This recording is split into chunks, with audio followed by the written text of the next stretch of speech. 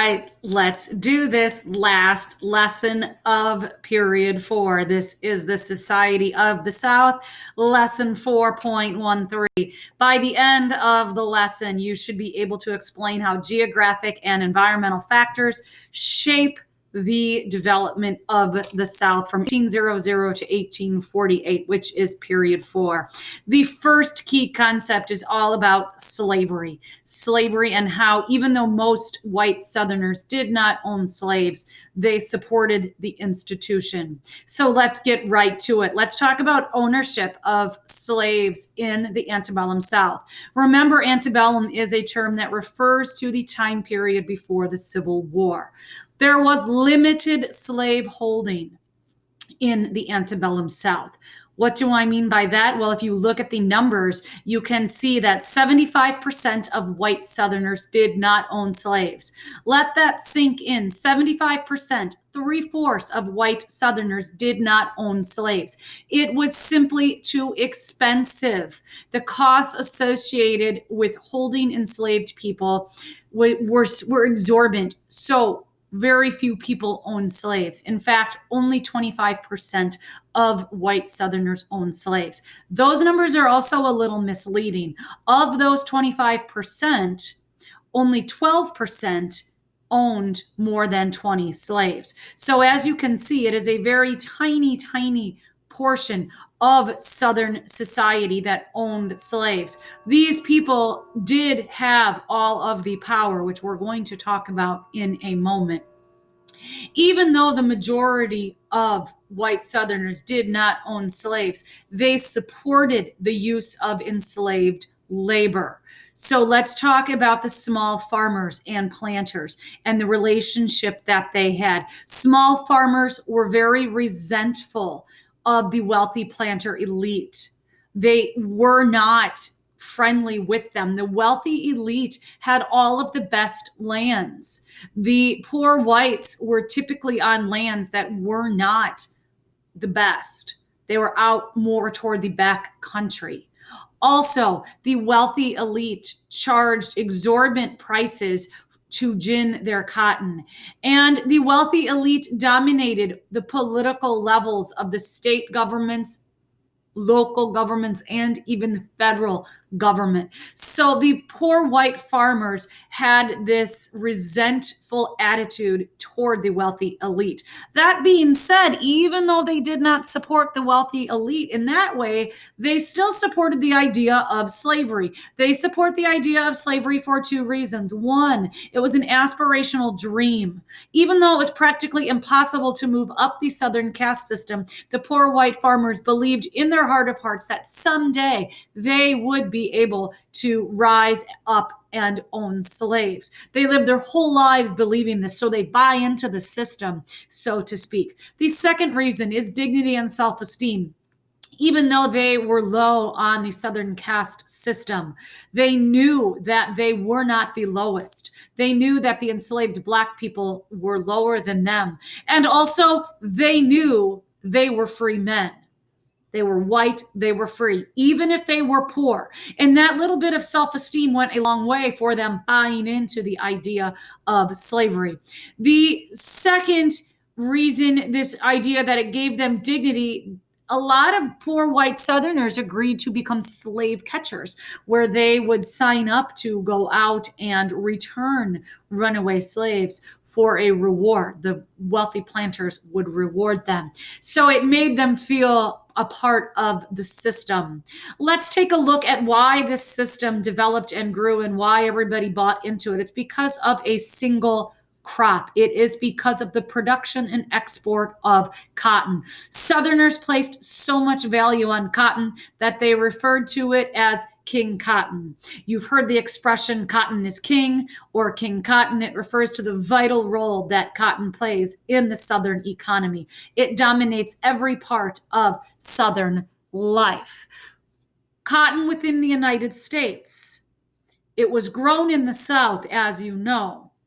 However, the northern textile factories were purchasing the cotton. This is the era of the market revolution.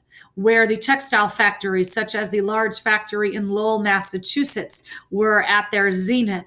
Therefore, cotton within the United States was vital for the whole entire economic structure of America. The North was dependent on the cotton from the South.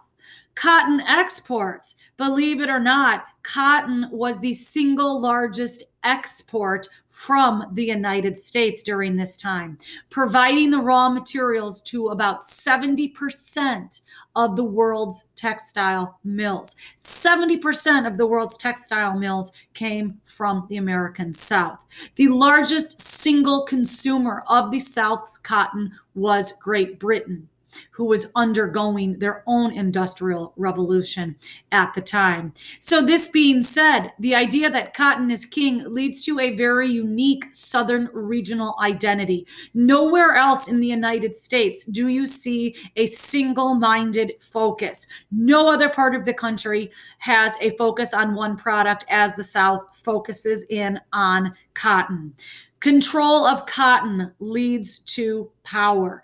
If you are a wealthy planter, you have economic power, you have political power, and you have social status. So the Southern political and the Southern economic situation was dominated by that 12% of the society. Last but certainly not least, since cotton was so ingrained into the Southern society, and the idea of holding slaves is tied inexplicably to cotton, it made all white Southerners willing to do anything to defend the peculiar institution, thus calling it a necessary evil, thus even making up sociological excuses for how it's good for the slaves, which we'll see in a later unit. So they defended it at all costs. Our final key concept is this idea of how, when soil became depleted, arable land in the Southeast, the planters had to move west. And when they moved west, they brought their culture and they brought slavery with them. So let's rewind. Soil exhaustion is a term that refers to the overcultivation of land. We saw it in the colonial era with the overproduction and overcultivation of tobacco. So all along the eastern seaboard, the lands grew less arable. Then they began planting cotton. You cannot plant cotton year after year in, year out, without depleting the soil of necessary nutrients. The land becomes barren and your cotton production gets less yield per acreage. So the great planters moved away from the eastern seaboard and they moved into what will become known as the Deep South, also called the Black Belt. They move into, from the east, Georgia, Alabama, Mississippi, Louisiana. So you see the idea of these great planters and slaves travel with them. And the continued growth of Southern culture travels with them as well. The South is given two big chances to expand the Southern culture. One is with the Missouri Compromise in 1820, when Missouri is allowed to enter the United States of America as a slave state. Another example of the spread of Southern culture is when Texas is finally admitted to the Union in the 1840s, and it is admitted into the Union as a slave state. When slavery expands into new lands where it previously was not, is a cause for concern to many Northerners. Let's fast forward. As King Cotton and the ideology of slavery spreads west into unsettled lands, it causes America to be on a collision course for conflict. And this collision course of conflict will eventually lead to the Civil War. So it is the idea of the expansion of slavery into new lands that is the spark that ignites the war when it occurs in 1861. So as you can see, it is the geographic and environmental factors shape the development of the South to create a unique regional identity based on cotton and slavery.